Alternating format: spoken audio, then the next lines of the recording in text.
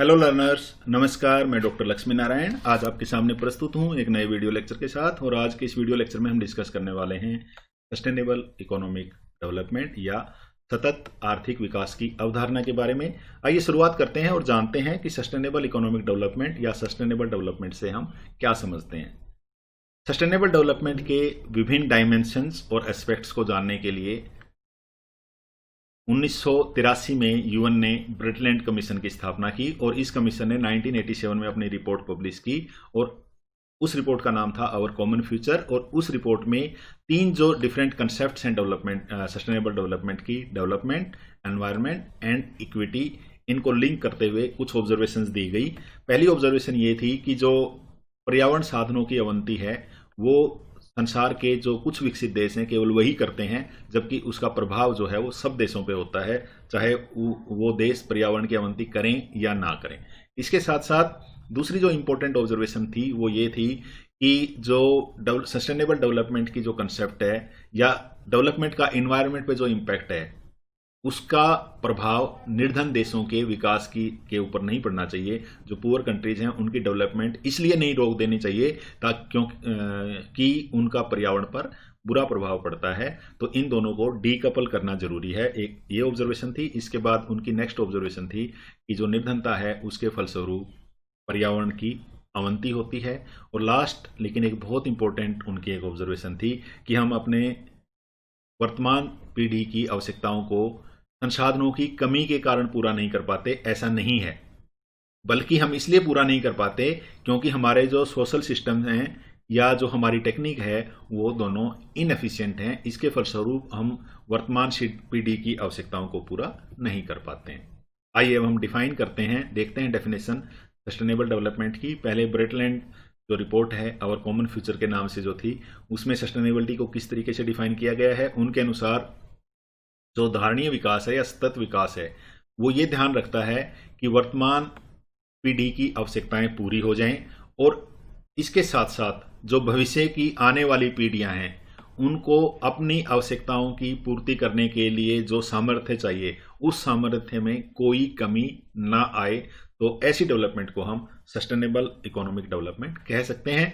ब्रिटलैंड report या our common future report के अनुसार जो सतत विकास है वो परिवर्तन की एक प्रक्रिया है। It is a process of change. और इस प्रोसेस ऑफ चेंज में जो संसाधनों का एक्सप्लॉयटेशन है, दोहन है साधनों का, इसके साथ साथ निवेश की दशा है, इसके बाद साथ साथ तकनीकी विकास की जो दशा है और इस जो हमारे संस्थागत परिवर्तन हैं उन सारों में तालमेल होना चाहिए। वो सारे एक दूसरे की हार्मोनी में होने चाहिए, एक दूसरे के कन्फ्लिक्ट में नहीं होने चाहिए। और इसके साथ साथ ये जो परिवर्तन है, जो परिवर्तन की प्रक्रिया है, उसके फलस्वरूप जो वर्तमान और भावी पीढ़ी है उनकी आवश्यकताओं और आकांक्षाओं को पूरा करने के का जो पोटेंशियल है उसमें बढ़ोतरी होनी चाहिए, उसमें कमी नहीं आनी चाहिए। तो ऐसी डेवलपमेंट को हम सस्टेनेबल डेवलपमेंट कह सकते हैं। कुछ और डेफिनेशन देखते हैं। रॉबर्ट सोलो के अनुसार अगर हमें सस्टेनेबल डेवलपमेंट की जो कंसेप्ट है उसको नारों से या भावनाओं के एक्सप्रेशन से आगे लेके जाना है तो हमें सस्टेनेबल डेवलपमेंट के लिटरेचर में ये जोड़ना पड़ेगा कि हमारी जो वर्तमान उत्पादन की क्षमता है, प्रोडक्टिव कैपेसिटी जो हमारी प्रेजेंट में है, वो आने वाले अनंत समय तक जारी रहे, वो बनी रहे, उसका संरक्षण हो। तो ऐसी डेवलपमेंट को हम सस्टेनेबल डेवलपमेंट कह सकते हैं। रॉबर्ट रेपिटो की डेफिनेशन है और उनके अनुसार सतत आर्थिक विकास डेवलपमेंट की वो स्ट्रेटजी है जिसमें natural resources, human resources, financial resources और फिजिकल रिसोर्सेज जो हैं वो इस तरीके से मैनेज किए जाएं ताकि लॉन्ग टर्म वेल्थ और वेलबींग जो है वो बढ़ जाए, उसमें इंक्रीज हो। तो ऐसी डेवलपमेंट को हम सस्टेनेबल इकोनॉमिक डेवलपमेंट या सस्टेनेबल डेवलपमेंट कह सकते हैं।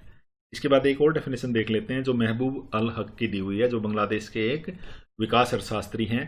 उनके अनुसार सस्टेनेबल डेवलपमेंट का मतलब है sustaining all form of capital, पूंजी के सभी रूपों को बनाए रखना ही सस्टेनेबल डेवलपमेंट है। और वो रूप कौन कौन से हो सकते हैं? भौतिक पूंजी, मानवीय पूंजी, वित्तीय पूंजी और पर्यावरणीय पूंजी।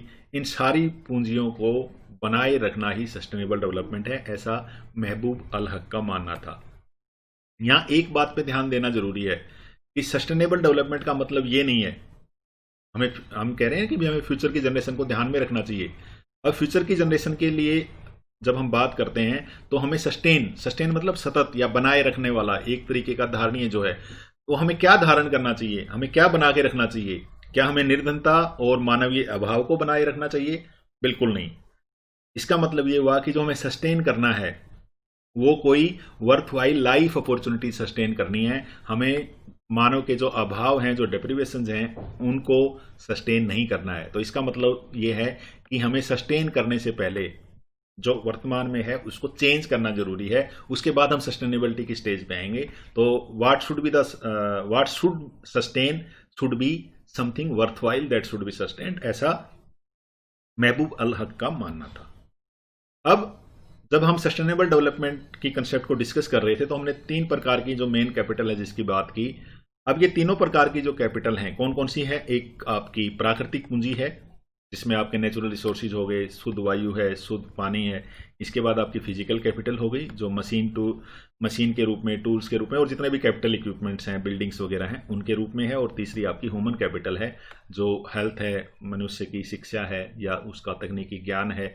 ये जो तीनों प्रकार की कैपिटल है, इस तीनों प्रकार की कैपिटल को अगर हम जोड़ दें तो वो आपकी टोटल कैपिटल आ जाती है। तो सस्टेनेबल डेवलपमेंट की कंसेप्ट ये कहती है कि ये जो कैपिटल का जोड़ है, जो तीनों प्रकार की कैपिटल है, जो टोटल कैपिटल हो जाएगी अगर इनको जोड़ देंगे, तो ये सस्टेन होनी चाहिए। यानी आज के दिन जितनी है कम से कम भविष्य में भी इतनी ही होनी चाहिए। इसका कंपोजिशन चेंज हो सकता है कुछ समय के बाद जो नेचुरल कैपिटल है वो कम हो जाए, लेकिन ह्यूमन कैपिटल ज्यादा हो जाए, लेकिन इससे कम कैपिटल नहीं होनी चाहिए, ताकि जो फ्यूचर जनरेशन है वो उतनी ही खुश रह सके, उतनी ही खुशहाल रह सके जितने हम आज हैं। तो ये सस्टेनेबल डेवलपमेंट की डेफिनेशंस थी। अब सस्टेनेबल डेवलपमेंट की फीचर्स क्या हैं? ये सारी फीचर इन डेफिनेशन से निकलेंगी। पहले तो जो नेचुरल रिसोर्सेज हैं उनका यूज जो है वो कुशलतापूर्वक होना चाहिए, एफिशिएंट यूज होना चाहिए नेचुरल रिसोर्सेज का। किसी भी कंट्री की सस्टेनेबल डेवलपमेंट के लिए जरूरी है कि उसके जो प्राकृतिक साधन हैं उनका प्रयोग जो है वो कुशलतापूर्वक हो। दूसरी जो हमने फीचर देखी वो ये देखी थी कि जो क्वालिटी ऑफ लाइफ है फ्यूचर जनरेशन की, उसमें कोई कमी नहीं आनी चाहिए। सस्टेनेबल डेवलपमेंट तभी होगी अगर फ्यूचर जनरेशन की क्वालिटी ऑफ लाइफ में कमी ना आए। इसके बाद हमने देखा था कि प्रदूषण में वृद्धि नहीं होनी चाहिए, नो इंक्रीज इन पोल्यूशन।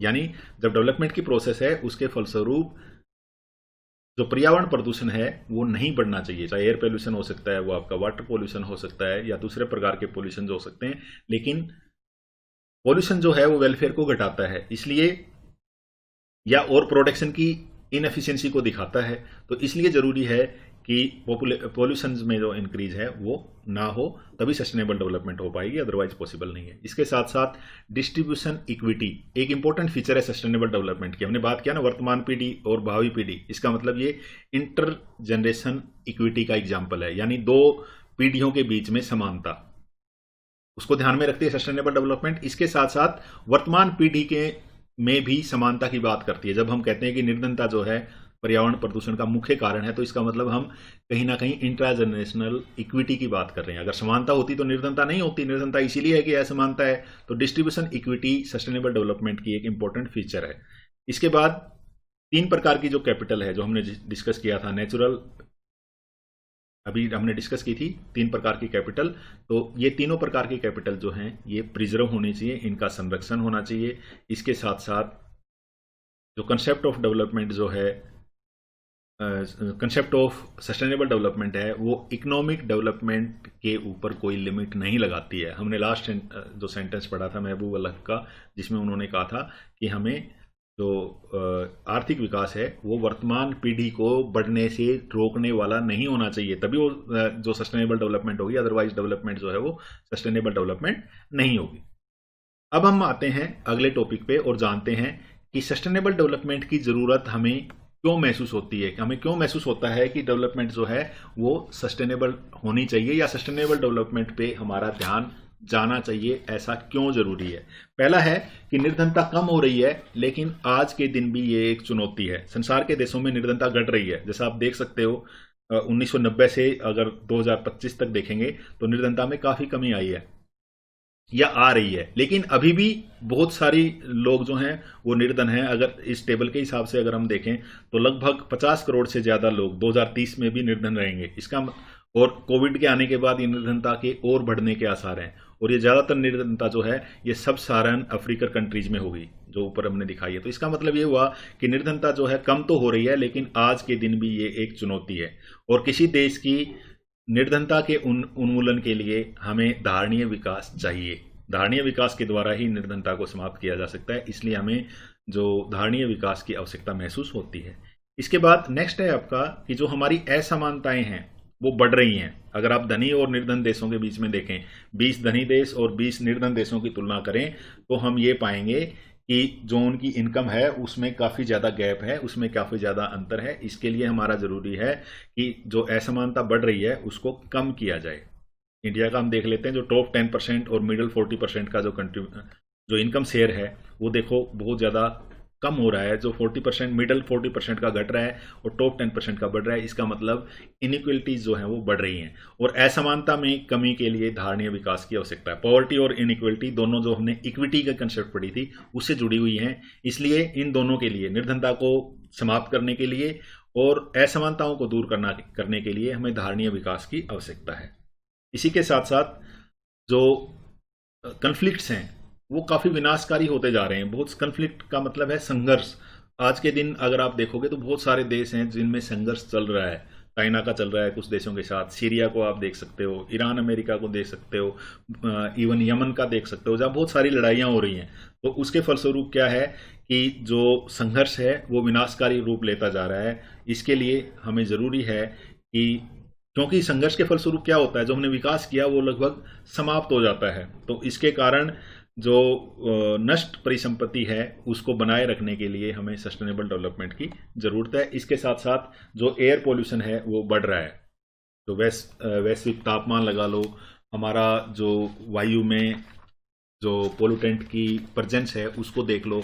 आप देखते हो हर साल जब फसल कटाई का टाइम आता है तो दिल्ली में प्रदूषण की मात्रा काफ़ी बढ़ जाती है और बाकी शहरों में बढ़ जाती है। इसलिए जो प्रदूषण है उसको बढ़ने से रोकने के लिए हमें सस्टेनेबल डेवलपमेंट ज़रूरी है। तो एयर पोल्यूशन अगर इंक्रीज होगा तो उसके कारण जो हमारी सस्टेनेबिलिटी है उस पर इफेक्ट होगा, या एयर पोल्यूशन जो इंक्रीज हो रहा है उसको रोकने के लिए हमें सस्टेनेबल डेवलपमेंट ज़रूरी है, उसकी हमें आवश्यकता है। इसके बाद जो हमारा फ्रेश वाटर है, पीने का जो पानी है या ताज़ा जो जल है, वो समय के साथ साथ दुर्लभ होता जा रहा है। और अगर ऐसा ही चलता रहा तो हो सकता है कि हमें पानी जो शुद्ध जल है या फ्रेश वाटर है उसकी अवेलेबिलिटी को अगर बनाए रखना है तो उसके लिए हमें धारणीय विकास की आवश्यकता है। इसलिए पानी के बेहतर संरक्षण और उसके बेहतर आवंटन के लिए हमें धारणीय विकास की आवश्यकता है। इसके साथ साथ जो हमारी मिट्टी है उसकी गुणवत्ता में कमी आती जा रही है। तो उसके कारण क्या होता है, जो भूमि की उपजाऊपन की शक्ति घट जाती है और जिसके फलस्वरूप जो फसल का उत्पादन है वो घट जाता है। इसलिए हमें जो सॉइल डिग्रेडेशन को रोकने के लिए जो भू संरक्षण है उसकी नीतियों को अपनाना पड़ेगा, और इसके लिए हमें सस्टेनेबल डेवलपमेंट की ज़रूरत है। इसके बाद आपके जो फॉरेस्ट हैं वो डिस्ट्रॉय होते जा रहे हैं, ख़त्म होते जा रहे हैं, वन नष्ट हो रहे हैं। अगर आप देखें, कंपेयर करें, अगर फॉरेस्ट एरिया जो कवर्ड है तो जो हमारे फॉरेस्ट हैं वो काफ़ी हद तक कम होते जा रहे हैं। इसलिए हमें ज़रूरी है कि वनों को बनाए रखने के लिए और वनों का जो लाइफ को सस्टेन करने में जो इम्पोर्टेंस है वो आपकी फोडर के रूप में हो सकती है, वो शुद्ध हवा के रूप में हो सकती है। जैसे यहाँ अमेजोन को संसार के फेफड़े कहते हैं। अगर ये फॉरेस्ट जो डिस्ट्रॉय हो जाएंगे तो जो ह्यूमन लाइफ है, प्रेजेंट जनरेशन और खासकर फ्यूचर जनरेशन पे उसका इम्पैक्ट जो है वो खराब पड़ेगा। इसके लिए हमें सस्टेनेबल डेवलपमेंट ज़रूरी है। इसके साथ साथ जो जैविक विविधता है वो लुप्त हो रही है। जैविक विविधता हमारे लिए ज़रूरी है। जो विभिन्न प्रकार के जीव हैं उसको हम जैविक विविधता बोलते हैं। तो जैविक विविधता हमारे लिए ज़रूरी है, ये लुप्त होती जा रही है। इसको बनाए रखने के लिए हमें सस्टेनेबल डेवलपमेंट ज़रूरी है। इसके साथ साथ जो हमारी मछली का उत्पादन है, मछली उद्योग है, वो घट रहा है, और इसके फलस्वरूप तो मछली घटने के कारण जो फूड की रिक्वायरमेंट है, बहुत सारा एरिया ऐसा है कि जो फूड के लिए फिशरीज पे डिपेंड करता है, या समुद्री जो जीव हैं उन पे निर्भर करता है। तो उसके कारण हम देखते हैं कि जो मूंगे की चट्टान है, कोरल रीफ्स हैं, उनमें 54% कमी आ गई है। इसी तरीके से मछली की जो प्रजातियां हैं, अलग अलग विभिन्न प्रकार की किस्में हैं, उनमें 34% कमी आई है। तो इसके कारण क्या होगा कि जो फिशरीज हैं उनका ओवर एक्सप्लॉयटेशन हो रहा है, और ओवर एक्सप्लॉयटेशन होने के कारण वो समाप्त हो सकती हैं, जिसके कारण सस्टेनेबल इकोनॉमिक डेवलपमेंट हैम्पर हो सकती है। तो सस्टेनेबल इकोनॉमिक डेवलपमेंट के लिए हमें ज़रूरी है, फिशरीज को बनाए रखने के लिए हमें ज़रूरी है कि हम सस्टेनेबल डेवलपमेंट पे ध्यान दें। तो ये तो थी हमारी कुछ आवश्यकताएं जिनके फलस्वरूप हमें सस्टेनेबल डेवलपमेंट करना चाहिए। अब हम आते हैं कि सस्टेनेबल डेवलपमेंट की शर्तें क्या हैं। पहली शर्त यह है कि पर कैपिटा इनकम और क्वालिटी ऑफ लाइफ बढ़नी चाहिए, कम नहीं होनी चाहिए। ठीक है, अगर कम होगी तो इसका मतलब ये हुआ कि हम डेवलप नहीं कर रहे हैं, वहीं पे रुके हुए हैं। तो सबसे पहली जो शर्त है वो ये है कि पर कैपिटा इनकम और क्वालिटी ऑफ लाइफ जो है वो दोनों इंप्रूव होने चाहिए। इसके बाद हमारा जो नेचुरल कैपिटल का स्टॉक है, प्राकृतिक पूंजी का जो स्टॉक है, उसकी अवनति नहीं होनी चाहिए, उसको हमें बना के रखना है, उसका हमें संरक्षण करके रखना है। तो जो हमारी नेचुरल कैपिटल का स्टॉक है उसको हमें बना के रखना चाहिए।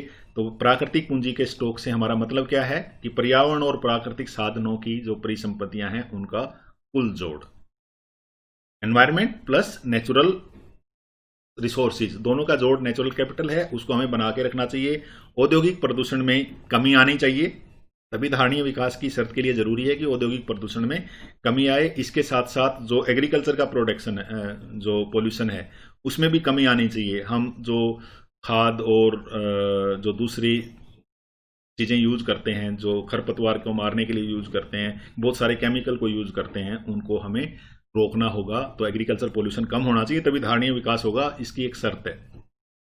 इसके बाद जो गांव का विकास किया जाना जरूरी है। अगर गांव का कंप्रीहेंसिव डेवलपमेंट होगा तो उसके लिए ग्रामीण क्षेत्र के लोगों को ज़्यादा सुविधाएं मिल जाएंगी, जिसके कारण लोग गांव से शहर की तरफ नहीं जाएंगे। और अगर लोग गांव से शहर की तरफ नहीं जाएंगे तो उसके कारण शहरों पे जो वजन है वो कम हो जाएगा और धारणीयता को बनाए रखा जा सकेगा। इसके लिए ज़रूरी है कि हम ग्रामीण क्षेत्रों का संपूर्ण विकास करें, ताकि शहरों की जो पर्यावरण की समस्याएं हैं वो कम हो सकें। तो ये कुछ शर्तें हैं जो किसी कंट्री के धारणीय विकास के लिए जरूरी हैं, या धारणीय विकास के लिए इन शर्तों का पूरा होना जरूरी है।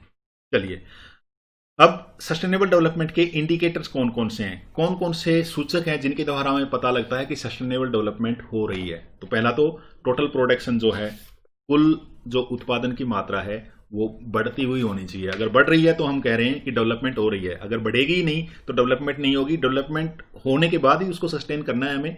तो सस्टेनेबल डेवलपमेंट के लिए जरूरी है कि प्रोडक्शन जो है वो बढ़े। दूसरा, पॉपुलेशन को कम होना जरूरी है। अगर पॉपुलेशन कम हो रही है या पॉपुलेशन का प्रेशर इन्वायरमेंट पे कम हो रहा है तो हम कह सकते हैं कि सस्टेनेबल डेवलपमेंट हो रही है। तो जो पॉपुलेशन है उसका ग्रोथ रेट और उसका जो आकार है, जो साइज है, उनको हम इंडिकेटर ऑफ सस्टेनेबल डेवलपमेंट के रूप में ले सकते हैं। अगर इसमें कमी आ रही है तो हम कह सकते हैं कि सस्टेनेबल डेवलपमेंट है वो हो रही है। इसके बाद साथ हम जल आपूर्ति को देख सकते हैं, वाटर सप्लाई और उसके यूजेज। अगर वाटर सप्लाई बढ़ रही है या वाटर सप्लाई को यूज करने के जो तरीके हैं वो सुधर रहे हैं, पानी का हम अति दोहन रोक रहे हैं या उसका फिजूल खर्ची रोकते हैं, तो वो भी सस्टेनेबल डेवलपमेंट का एक इंडिकेटर है। अगर वाटर की अवेलेबिलिटी पॉपुलेशन के लिए बढ़ जाती है तो हम कह सकते हैं कि सस्टेनेबल डेवलपमेंट हो रही है। तो सस्टेनेबल डेवलपमेंट को मापने के लिए हम वाटर सप्लाई और उसके यूजेज को भी देख सकते हैं। इसके साथ साथ शुद्ध हवा, हम शहरों में शुद्ध हवा को माप सकते हैं और उस माप के आधार पे हम कह सकते हैं कि डेवलपमेंट जो है सस्टेनेबल हो सकती है या नहीं हो सकती है। तो इसका मतलब ये हुआ कि जो शुद्ध वायु है वो विकास प्रक्रिया में धारणीयता को दर्शाती है। अगर शुद्ध वायु नहीं है, प्रदूषित वायु है, तो उसके कारण हम कह सकते हैं कि जो सस्टेनेबल डेवलपमेंट है उसका डिग्रेडेशन हो रहा है, वो पॉसिबल नहीं है। इसके बाद हम सस्टेनेबल डेवलपमेंट के लिए मानवीय संसाधनों के विकास को भी देख सकते हैं। कैपिटल है ना मानवीय संसाधन भी। अगर मानवीय संसाधन के विकास के लिए अच्छी शिक्षा और ट्रेनिंग, इसके साथ साथ पौष्टिक भोजन, research and development, better health, better accommodation और जो लाइफ स्टाइल हैं या जीवन स्तर है उनके लिए आवश्यक है कि मानवीय विकास हो, और मानवीय विकास के सूचक हैं ये। और अगर मानवीय विकास हो रहा है तो हम कह रहे हैं कि सस्टेनेबल डेवलपमेंट जो है वो सस्टेनेबल हो सकती है, उसको सस्टेन किया जा सकता है। इसके साथ साथ जो एनर्जी है, जो ऊर्जा है, उसको भी एक इंडिकेटर लिया जा सकता है सस्टेनेबल डेवलपमेंट का। ऊर्जा का प्रयोग क्या है, ऊर्जा का कितना प्रयोग कर रहे हैं, ऊर्जा की गहनता कितनी है, ऊर्जा का प्रकार क्या है। हम जो हमारे जो 2 प्रकार के ऊर्जा के रिसोर्सेज हैं, जो हम क्या उस प्रकार की एनर्जी को यूज कर रहे हैं, जैसे कि जल के द्वारा या वायु के द्वारा या सूर्य की रोशनी के द्वारा, जिसको हम सोलर एनर्जी कहते हैं, उन एनर्जी फॉर्म्स को यूज कर रहे हैं, या कोयले से, पेट्रोल से उस एनर्जी फॉर्म को यूज कर रहे हैं, वो किसी कंट्री की सस्टेनेबल डेवलपमेंट का एक इंडिकेटर हो सकता है। तो एनर्जी भी सस्टेनेबल डेवलपमेंट का एक इंडिकेटर हो सकता है। अब हम आते हैं सस्टेनेबल डेवलपमेंट के मेजरमेंट की तरफ, यानी सस्टेनेबल डेवलपमेंट को हम किस तरीके से नाप सकते हैं, धारणीय विकास का माप हम किस तरीके से कर सकते हैं। आइए अब इसको जानने का प्रयास करते हैं। ये एक डायग्रामेटिक एक्सप्लेनेशन है आपके सामने। इसमें हमने कैपिटल ली है, 4 प्रकार की कैपिटल है आपकी, इकोनॉमिक है, ह्यूमन है, सोशल है और नेचुरल कैपिटल है। अब जो सस्टेनेबल डेवलपमेंट की कंसेप्ट है वो ह्यूमन वेलबींग के साथ साथ इकोलॉजिकल वेलबींग पर भी ध्यान देती है, दोनों होने चाहिए। तो इकोलॉजिकल वेलबींग जो है वो नेचुरल कैपिटल के कारण होगी, और ह्यूमन वेलबींग कंजम्पशन के कारण होगी। और कंजम्पशन कहां से आएगा, कहां से जनरेट होगा, इन कैपिटल से जनरेट होगा। तो इसलिए सस्टेनेबल डेवलपमेंट को मेजर करने के लिए हमें बेसिकली तो इन जो सारे प्रकार की कैपिटल हैं, इकोनॉमिक कैपिटल है, नेचुरल कैपिटल है, आपकी ह्यूमन कैपिटल है या सोशल कैपिटल है, इसको ध्यान में रखना होगा, और इसके बेसिस पे हमें सस्टेनेबल डेवलपमेंट को मापने का प्रयास करना होगा। यूएन ने कुछ इंडिकेटर्स दिए हैं, आप सबने सुने हुए होंगे। 17 डेवलपमेंट गोल्स दिए हैं, जिसको सस्टेनेबल डेवलपमेंट गोल या एसडीजी कहते हैं। हरियाणा हमारे देश का पहला राज्य था जिसने फॉर्मली सस्टेनेबल डेवलपमेंट गोल को अपनी प्लानिंग में इंक्लूड किया। तो 17 सस्टेनेबल डेवलपमेंट गोल्स हैं। बेसिकली इन गोल्स के द्वारा भी हम सस्टेनेबल डेवलपमेंट को माप सकते हैं 2030 तक। इसको हम एजेंडा 2030 भी कहते हैं, यानी 2030 तक ये सस्टेनेबल डेवलपमेंट के जो गोल्स हैं वो हर कंट्री को अचीव करने चाहिए। ये जो सस्टेनेबल डेवलपमेंट के अलग अलग पहलुओं की हमने बात की, बहुत सारे आयामों की हमने बात की, ये उन सारे आयामों को अपने में शामिल करते हैं, ये जो सस्टेनेबल डेवलपमेंट गोल हैं, और इनके द्वारा किसी देश के धारणीय विकास को मापा जा सकेगा। और अगर कंट्रीज इन गोल्स को फुलफिल करते हैं तो हम कह सकते हैं कि वो सस्टेनेबल डेवलपमेंट के एम की तरफ बढ़ रहे हैं। अगर ऐसा नहीं होता, ये बहुत सारे एग्जॉस्टिव लिस्ट है, इसके बाद 17 तो ये हमारे गोल हैं, इसके बाद बहुत सारे सब गोल्स हैं, तो इनके द्वारा भी हम सस्टेनेबल डेवलपमेंट को माप सकते हैं। लेकिन इसके साथ साथ जो हमारा ट्रेडिशनल तरीका है डेवलपमेंट को नापने का, जो हम जीडीपी, जीएनपी किसी कंट्री की इनकम के द्वारा नापते हैं, उसके द्वारा भी सस्टेनेबल डेवलपमेंट को मापने के प्रयास किए गए हैं। कुछ तरीके हमने ऐसे अपनाए हैं जिनके द्वारा सस्टेनेबल इकोनॉमिक डेवलपमेंट को मापा गया है। पहला है आपका ग्रीन नेट नेशनल प्रोडक्ट। जो नेट नेशनल इनकम आपने पढ़ी हुई है, एनएनपी या जीएनपी आपकी पढ़ी हुई है, ठीक है। एनएनपी क्या होती है, जीएनपी में से हम माइनस कर देते हैं जो हमारी कैपिटल का कंजम्पशन जो है, वो कैपिटल कौन सी है आपकी, वो प्रोड्यूस्ड कैपिटल है, तो एनएनपी आ जाएगी। इस एनएनपी में से अगर हम डेप्लीशन ऑफ रिसोर्सेज भी निकाल दें तो हमारी ग्रीन नेट नेशनल इनकम आ जाएगी, जिसको हम कहते हैं शुद्ध हरित आय। और कैसे निकलेगी ये net national product? Net national product हमने कैसे निकाला था, जो जीएनपी थी उसमें से हमने डेप्रिसिएशन माइनस कर दिया, तो आपका नेट नेशनल प्रोडक्ट या नेट नेशनल इनकम आई। उसमें से जो प्राकृतिक साधनों का उपभोग है, जो नेचुरल रिसोर्सेज का डिप्लीशन है, समाप्त होंगे ना। जब हम इकोनॉमी में एक्टिविटीज करेंगे और जनरेट करेंगे इनकम, तो कुछ रिसोर्सेज हमारे खत्म होंगे, कोयला निकालेंगे हम, तेल निकालेंगे, तो या दूसरी मिनरल्स हम यूज करेंगे, तो उसके कारण नेचुरल रिसोर्सेज का डिप्लीशन होगा। और इसके साथ साथ उस प्रोडक्शन प्रोसेस के दौरान एनवायरनमेंट का डिग्रेडेशन होगा। अगर हम इन दोनों को निकाल दें, नेशनल इनकम की जो कंसेप्ट है, नेट नेशनल इनकम जो है, उसमें से हम नेचुरल रिसोर्सेज का जितना घिसा हुआ, देखो हमने जो हमारी प्रोड्यूस्ड कैपिटल थी, मानव जनित पूंजी जो थी, फिजिकल कैपिटल जिसको हम कहते हैं, उसका डिप्लीशन हमने पहले निकाल दिया। इसके बाद हम नेचुरल रिसोर्सेज का डेफिनेशन निकाल दें और इन्वायरमेंट का डिग्रेडेशन को निकाल दें, तो जो बाकी हमारे पास बचेगा उसको हम ग्रीन नेशनल इनकम कह सकते हैं। अगर ये ग्रीन नेशनल इनकम बढ़ रही है तो हम कहते हैं कि हमारी डेवलपमेंट जो है वो सस्टेनेबल है, और अगर ये नहीं बढ़ रही तो हम कहेंगे कि वो सस्टेनेबल नहीं है। वास्तव में अगर हम देखें तो हमारा जो एनएनपी के बढ़ने का रेट है या जीडीपी के बढ़ने का रेट है, उससे ज्यादा हमारा डिप्लीशन है रिसोर्सेज का, नेचुरल रिसोर्सेज और इन्वायरमेंट डिग्रेडेशन का। अगर आप डिप्लीशन देखोगे तो 5% ऑफ जीडीपी है। इसके विपरीत जो वर्ल्ड की जीडीपी है वो केवल 4% पर ईयर बढ़ रही है। इसका मतलब क्या हुआ, -1 में जा रहे हैं। अगर हम सस्टेनेबल डेवलपमेंट या ग्रीन नेशनल इनकम के पर्सपेक्टिव से देखें तो हम माइनस में जा रहे हैं। इसका मतलब जिसको हम डेवलपमेंट कह रहे हैं वो बेसिकली जो प्रकृति ने जमा किया है, जो प्रकृति की सेविंग है, प्रकृति की जो पूंजी है, हम उसको यूज कर रहे हैं, वही हमारी डेवलपमेंट है। वास्तविक हमारी डेवलपमेंट जो है वो ग्रीन नेशनल इनकम के द्वारा नापी जानी चाहिए, जो सही मेजर होगा सस्टेनेबल डेवलपमेंट का।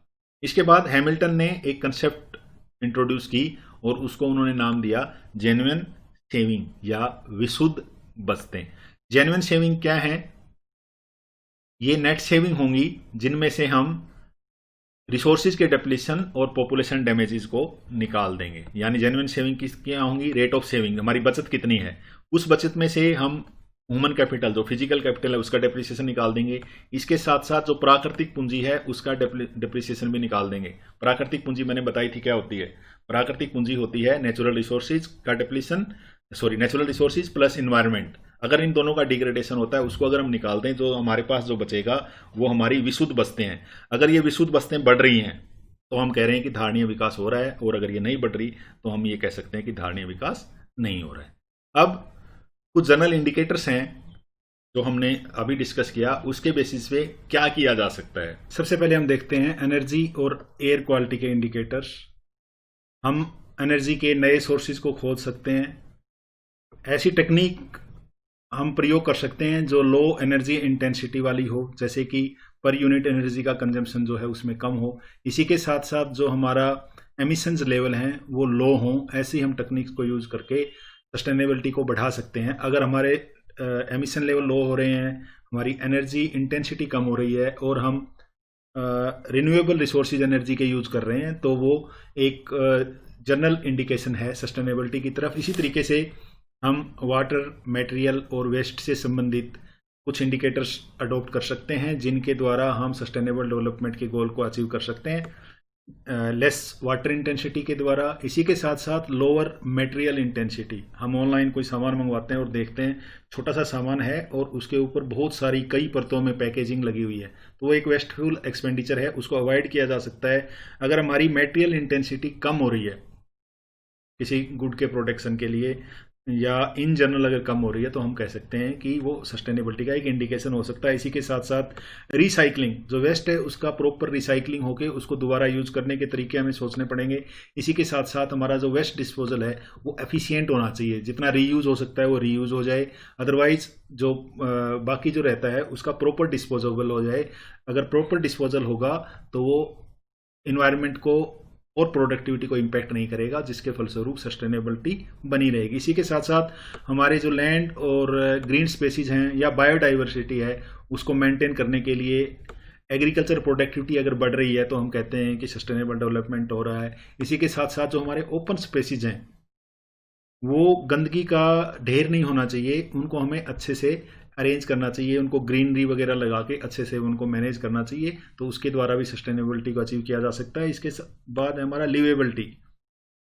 लिवेबिलिटी के लिए हमारी हेल्थ इंप्रूव होनी चाहिए, एजुकेशन पे जो इन्वेस्टमेंट है वो ज़्यादा होना चाहिए। इसी के साथ साथ आज के युग में जो global access to information and entertainment है, इंटरनेट के माध्यम से उसको इंश्योर करना चाहिए। तो ये भी इंडिकेटर हो सकते हैं। अगर हम ऐसा कर पाएंगे तो सस्टेनेबिलिटी की तरफ आगे बढ़ेंगे। इसी तरीके से ट्रांसपोर्टेशन है, मास ट्रांजिट के तरीके हमें अपनाने होंगे। रैपिड एंड मास ट्रांजैक्शन जो चीप हो और इन्वायरमेंटली जो है फ्रेंडली हो, उनको हमें यूज करके ट्रांसपोर्टेशन करनी चाहिए, बजाय इसके कि हम प्राइवेट व्हीकल्स में सफ़र करें, जिसके फलस्वरूप हमारे एमिशंस के लेवल जो है वो कम हो सकते हैं। आइए अंत में हम देखते हैं जो हमने कंसेप्ट इस यूनिट में डिस्कस की हुई हैं। इकोनॉमिक ग्रोथ हमने डिस्कस किया हुआ है, इकोनॉमिक डेवलपमेंट हमने डिस्कस किया हुआ है और इसी तरीके से हमने सस्टेनेबल डेवलपमेंट भी डिस्कस किया था। आइए अब इन तीनों में अंतर देखते हैं।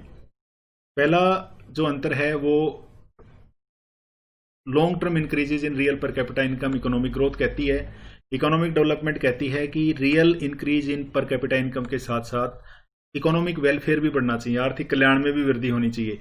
लेकिन जो सतत विकास की धारणा है, धारणीय विकास की धारणा, वो ये कहती है कि पर कैपिटा इनकम के साथ साथ प्रेजेंट जनरेशन का भी और फ्यूचर जनरेशन दोनों का इकोनॉमिक वेलफेयर भी बढ़ना चाहिए। इसलिए बहुत ब्रॉड कंसेप्ट है सस्टेनेबल डेवलपमेंट। इसी तरीके से जो हमारी इकोनॉमिक ग्रोथ है वो डेवलप्ड इकोनॉमीज से उसका संबंध है, हमने डिफरेंसेस में पढ़ा था। और जो इकोनॉमिक डेवलपमेंट है उसका संबंध डेवलपिंग इकोनॉमीज से है, जबकि सस्टेनेबल डेवलपमेंट जो है वो कंसेप्ट डेवलप्ड इकोनॉमीज के लिए भी लागू होती है और डेवलपिंग इकोनॉमीज के लिए भी लागू होती है। इसी तरीके से income distribution, economic growth income distribution को इग्नोर करता है, उसको ध्यान में नहीं रखता, सामाजिक न्याय को ध्यान में नहीं रखता।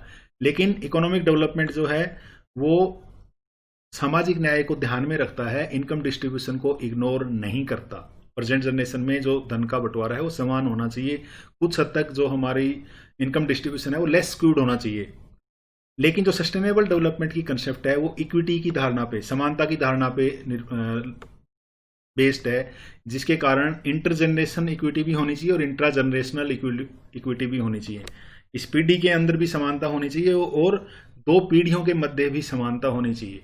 इसके साथ साथ जो इकोनॉमिक ग्रोथ की कंसेप्ट है वो इन्वायरमेंटल एक्सप्लॉयटेशन को ध्यान में नहीं रखती है। आप अगर आपकी इंक्रीज हो रही है पर कैपिटा इनकम, चाहे इन्वायरमेंट एक्सप्लॉयट हो, उसको वो कंसर्न नहीं है। इसी तरीके से कुछ हद तक इकोनॉमिक डेवलपमेंट की कंसेप्ट जो है वो भी इन्वायरमेंट पे कम ध्यान देती है। लेकिन जो सस्टेनेबल डेवलपमेंट की धारणा है वो पूरे की पूरी उसका फोकस ही जो प्राकृतिक पूंजी है उसका संरक्षण है। हमने डिस्कस किया प्राकृतिक पूंजी क्या है, नेचुरल रिसोर्सेज प्लस इन्वायरमेंट। इसलिए सस्टेनेबल डेवलपमेंट का जो मुख्य उद्देश्य है वो प्राकृतिक पूंजी का संरक्षण है, उसी पे केंद्रित है। तो ये कुछ अंतर थे जो इकोनॉमिक ग्रोथ, इकोनॉमिक डेवलपमेंट और सस्टेनेबल डेवलपमेंट को एक दूसरे से अलग करते हैं।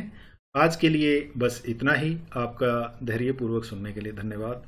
Thank you.